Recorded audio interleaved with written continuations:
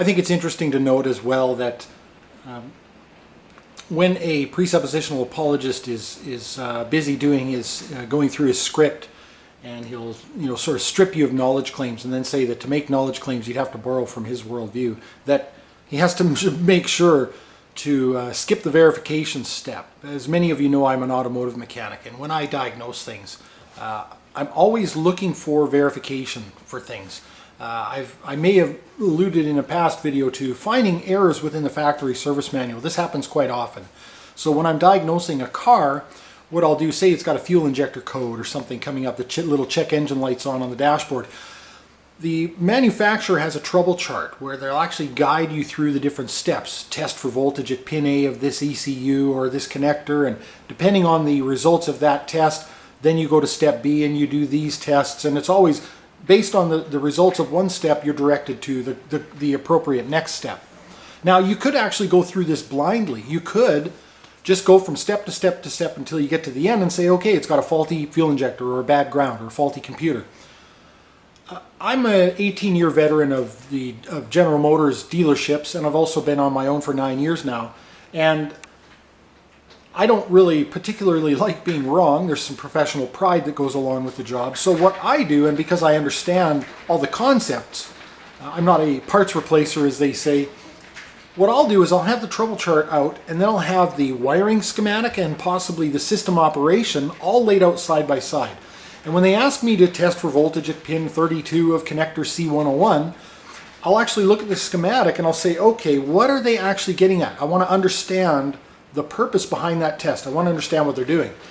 So that as I go through this, when I get to the end, I can sort of validate for myself that they've sent me in the correct direction and that the component they're pointing me to replace is in fact faulty. And often what I'll do is I'll look at the wiring schematic and possibly the system operation, and I'll try to devise several of my own tests that haven't really been covered in the diagnostic chart supplied by the manufacturer to cross-confirm my results, especially now that I've been on my own, because I pride myself in replacing one part for one problem. And there's plenty of shops who will just throw parts at a car until it runs. I've had lots of vehicles brought in, a particular Toyota truck I can think of that had been to 5 other shops, and they had all replaced parts. None of them had ever fixed the problem.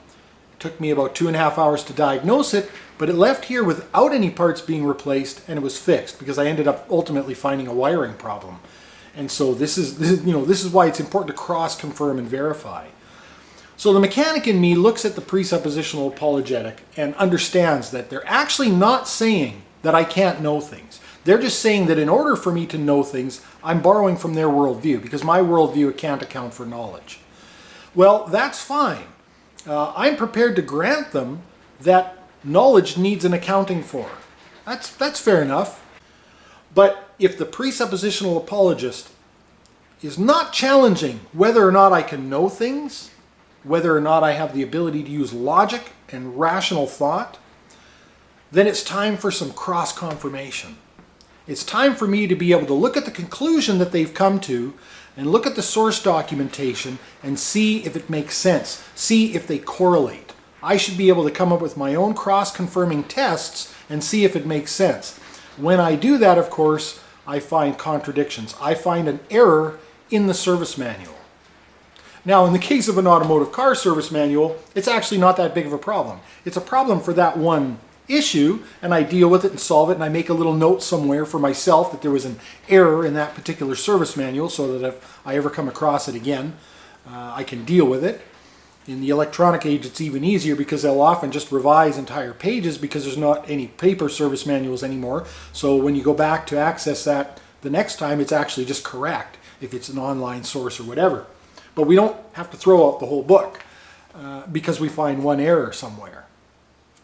The Bible's a little different, of course, because it's put forth as the infallible Word of God. So infallible is kind of like knowledge. It's one of these absolute terms. Infallible means one single error, one single contradiction is a very large problem. And so this is why I think, of course, the apologist will then say, I'm not discussing the Bible with unbelievers. Once we get, if we make it that far in the discussion with the presupper, that you're saying, well, now let's Now let's validate the Bible. Let's actually analyze your source documentation. You've granted me knowledge, so neither of us are challenging that, so let's use our knowledge. Let's use our logic and our rational thought to examine the source documents.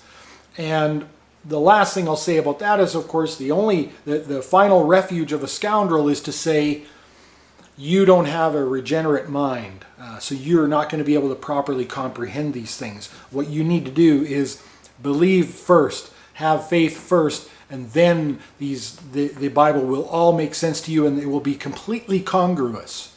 And all I can say to that is that just sounds to me like something Nancy Pelosi would say. And I didn't buy it from her either. Thanks very much for watching.